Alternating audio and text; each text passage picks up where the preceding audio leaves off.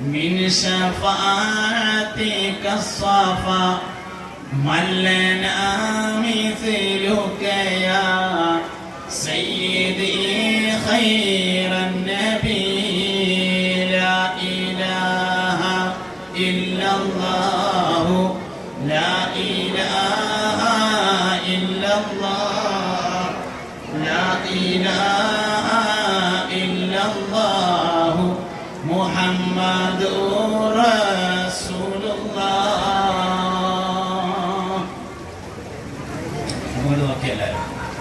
മുഅ്മിനീങ്ങളെ, മുസ്തഫ നബി സല്ലല്ലാഹു അലൈഹി വസല്ലം അപ്പോൾ ഉമർ റളിയല്ലാഹു അൻഹുവിനെ യൂസുഫ് നബി അലൈഹി ഇസ്ലാമിന് ഒരു പ്രശ്നം ഉണ്ടായിന്ന് ഞാൻ പറഞ്ഞേ. യൂസുഫ് നബി അലൈഹി ഇസ്ലാം നൈൽ നദിയുടെ ഒരു കരയിലാണ് താമസിക്കുന്നത്. ഒരിക്കൽ മറുകരയിൽ താമസിക്കുന്ന ആളുകൾ വന്നിട്ട് യൂസുഫ് നബിനോട് പറഞ്ഞു, നിങ്ങൾ ഞങ്ങളുടെ നാട്ടിൽ കുറച്ചേരം വന്ന് പാർക്കണം എന്ന് പറഞ്ഞു. അതെന്തിനാ ഞങ്ങളുടെ നാട്ടിൽ പാർക്കണമെന്ന് ചോദിച്ചു. അതിൽ പറഞ്ഞു, നിങ്ങൾ ഇവിടെ താമസിച്ചിട്ട് ഇവിടെ എല്ലാവർക്കും നല്ലോണം പൈസ ഉണ്ടായിട്ടുണ്ട്, നിങ്ങൾ അവിടെ വന്ന് പാർത്ത അവിടെ എല്ലാവർക്കും നല്ല പൈസ ഉണ്ടാവുന്ന ഞങ്ങളുടെ അഭിപ്രായം പറഞ്ഞു. യൂസുഫ് നബി അലൈഹി ഇസ്ലാം പറഞ്ഞു, എന്നെ കൊണ്ട് അങ്ങനെ ഒരു കാര്യം ആയിക്കോട്ടെ, ഞാൻ വരാറുണ്ട്.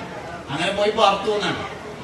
ഓര് വിചാരിച്ച മാതിരി തന്നെ ഓർക്ക് നല്ലോണം പൈസ ഉണ്ടായി, നല്ല പൈസക്കാരായി, കടക്കെ വീടി, പെരപ്പണിയൊക്കെ തീർന്ന് നല്ല റാഹത്തായി, കച്ചവടമൊക്കെ ഉണ്ടായി, കൃഷിയൊക്കെ നടന്ന് ഉഷാറായി.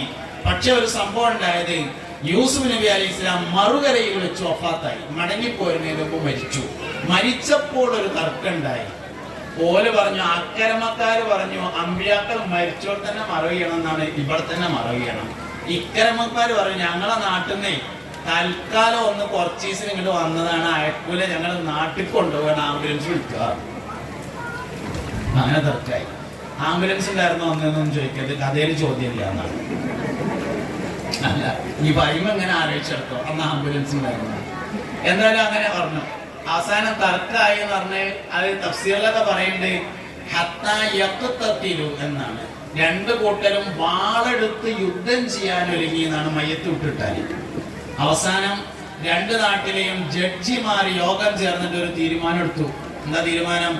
നൈൽ നദിക്ക് കുറുകെ മണലും ചാക്ക് വെച്ചിട്ട് വെള്ളം കെട്ടി നിർത്തി യൂസുഫ് നബി അലൈഹി ഇസ്ലാമിനെ പെട്ടിയിലാക്കി നടുവിൽ മറവ് ചെയ്തിട്ട് രണ്ടു ഭാഗത്തേക്കും വെള്ളം തിരിച്ചുവിടാം എന്ന് തീരുമാനിച്ചിട്ട് യൂസുഫ് നബിയെ നൈലിന്റെ നടുവിലാണ് മറവ് ചെയ്തത് എന്നാണ്. കുറെ കാലങ്ങൾക്ക് ശേഷം അമ്പിയാക്കളിൽപ്പെട്ട ചിലർക്ക് അള്ളാഹു സ്വപ്നം മുഖേനയായി യൂസുഫ് നബി അവിടെ നിന്ന് എടുത്തുകൊണ്ട് ബൈത്തുൽ മുഖദ്ദസിനടുക്കൽ കൊണ്ടുപോയി മറവ് ചെയ്യാൻ അറിയിപ്പ് ലഭിച്ചതിന്റെ അടിസ്ഥാനത്തിൽ നൈൽ നദിയിൽ നിന്ന് യൂസുഫ് നബി അലൈഹി ഇസ്ലാമിന്റെ ജനാസ ഉൾക്കൊള്ളുന്നു.